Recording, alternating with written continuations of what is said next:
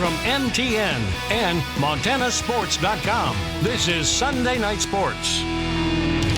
Welcome to Sunday Night Sports. Tom Wiley in for Casey Conlon. Now, Montana has produced many fine basketball players over the years, but perhaps none are quite as legendary as the late Elvis Old Bull. And our Alec Boffinger reports his legend will continue to grow thanks to a new annual tradition.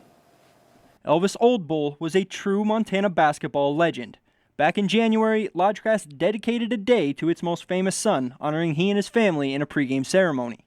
In talking with various people, they felt that it was overdue, that something should have been done a long time ago as far as recognizing him, other than with the Montana Indian Hall of Fame, but something here in Lodgegrass that commemorates the late Elvis and his accomplishments and what he meant to this school, what he meant to this community. Old Bull's basketball legacy is still present on the Crow Reservation. Harden's famous left hand wears the number in Old Bull's honor, and kids to this day still try to recreate the Lodgegrass legend on the courts he grew up on. You could actually go out to any of the courts here in Lodgegrass, and children and kids would write number 52 by a pen or a marker on their jersey or their t-shirt and say, hey, I'm going to be Elvis. And then they'd argue and fight. No, I called Elvis first. I'm going to be Elvis. So that number, 52 is just, it's symbolic to Elvis. I mean, just, like 23 would be to Jordan.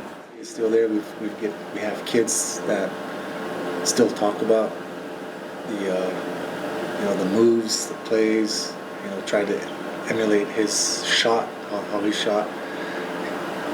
Like kids will play basketball during the summer, and every once in a while you'll hear somebody say, I'm Elvis, or this is an Elvis Old Bull move.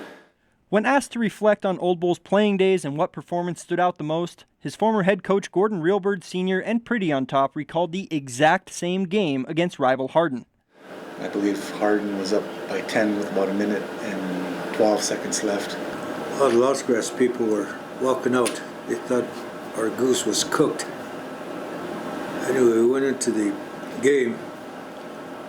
Elvis made 2 steals, shot 2 3-pointers. We were down by 4. Elvis didn't quit, didn't stop playing, and I think he led the comeback and forced overtime, and of course Lodgegrass won that game. So, next morning the people couldn't believe that. I saw the paper, beat Harden by 8 points. They couldn't believe that. As great as Old Bull's basketball legend has grown to be, his work away from the hardwood shouldn't go unnoticed. Old Bull was a strong advocate for higher education, something he pushed upon the younger generation later in life. My senior night at Rocky Mountain College back in 2010, my dad told me, he was always more proud of me going to college, getting my education, getting a master's degree in accounting, more than any other thing I did on the basketball court. My dad was, he was just a strong proponent of education. It's something he pushed on me since I was a little kid.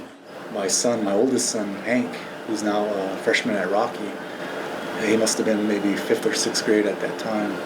He went up to my son and pretty much told him, stay in school, graduate from high school, go to college, you can be anything you want in this life with education. And those words stick with my son, and that was probably the biggest thing that stood out for me, to hear that from the late Elvis Old Bull. It may have been long overdue, but the Lodgegrass legend has been given the honor he deserved for his contributions to the communities on the Crow Reservation. In Lodgegrass, Alec Boffinger, MTN Sports.